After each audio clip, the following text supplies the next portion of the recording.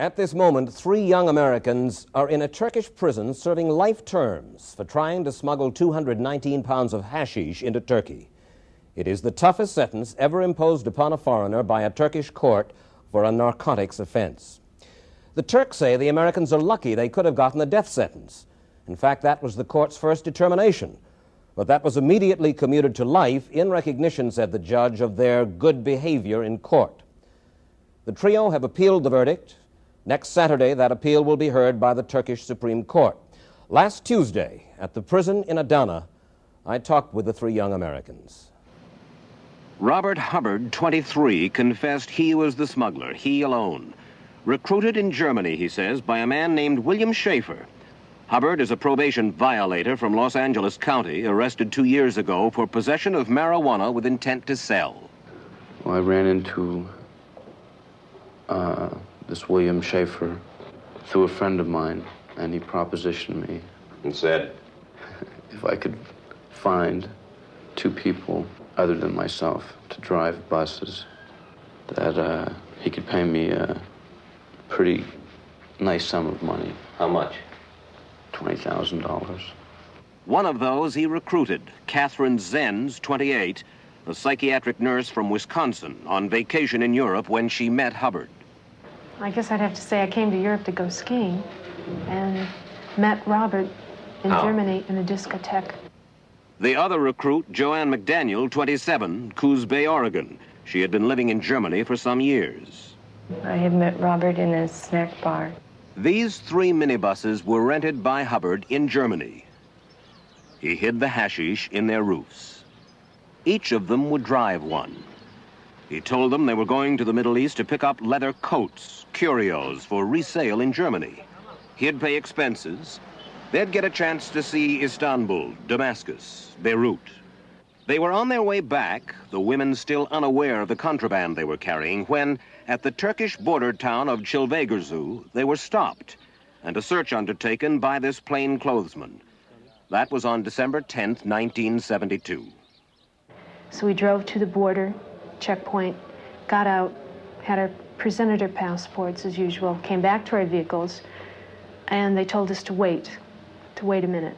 I was in my van ready to go, and they started checking JoAnn's vehicle. And they started poking around at the roof and the upholstery, and they pulled something out of the roof. They thought it was a string or something. They wanted to undo the roof, and they did, and the roof fell in, and the hash made came this tumbling out. Terrible noise that could be heard for a block away, probably. And someone come running back and told us that there was hashish in the van. I couldn't believe it. I didn't want to believe it. Did you realize that you were in trouble at the time, JoAnn? Well, it hit me at the time that this information was passed around. Yes, we knew that we were going to have some problems. How much trouble that we were in, we did not realize. William told me that no matter what happened, that I would be able to buy my way out. He would be able to buy me out. And I took his word for it rather foolishly, stupidly. At the American Embassy in Ankara, Ambassador McCumber follows the case day to day. There is talk, which I'm sure that you've heard, Mr. Ambassador, that the girls and Hubbard were fingered by the Bureau of Narcotics and Dangerous Drugs of the United States. Well, I've heard that, certainly. And all I can tell you is that I made as careful a check as I could with authorities that ought to know, and they've denied it to me point blank, that it's just not so. After their arrest at the border, they spent 12 months during their long trial in this jail in Antioch, Turkey. They were moved to this prison in Adana after the guilty verdict last December. During my conversation with them, the public prosecutor of Adana and the warden of the prison sat in. The question that a lot of people ask, and I'm sure that is on the minds of a lot of people looking at this moment, is, okay, if he wanted to do it to himself, do it. But how could you involve Kathy and JoAnn? I mean, isn't that a cruel thing to do? I admit it is. And you insist that you suckered them? Mm-hmm. They Yes. didn't know?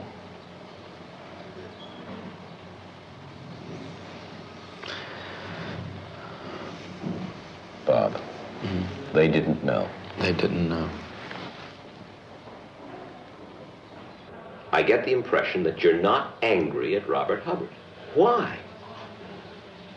We were. We were very bitter in the beginning, but it's difficult enough being in prison and being in such bad surroundings to hold this bitterness in your heart. I mean, he's responsible. According to your story, Hubbard suckered you. He's the man. Was it a question of easy money? Was it a question of adventure? Or was it just stupid? All of it. All of that. Mostly stupid. Stupidity, I guess. It was the easy way to get money. The Turks are tough on this subject. Turks are very tough on this subject. They're down on narcotics, and they're not going to make any distinction between hard and soft.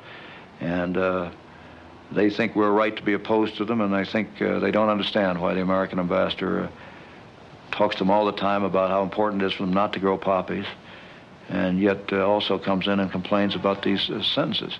Wasn't it back in 1953 that the United States put pressure upon the Turks to put these tough drug penalties into the penal code? No. Those sentences, I mean, that story's around, that the Americans put pressure on us to make these severe sentences, and now they complain when their Americans get caught in them. That's just not so. They did that because they are just down on any narcotics trafficking. How do they treat you? Here? Yeah. Decently.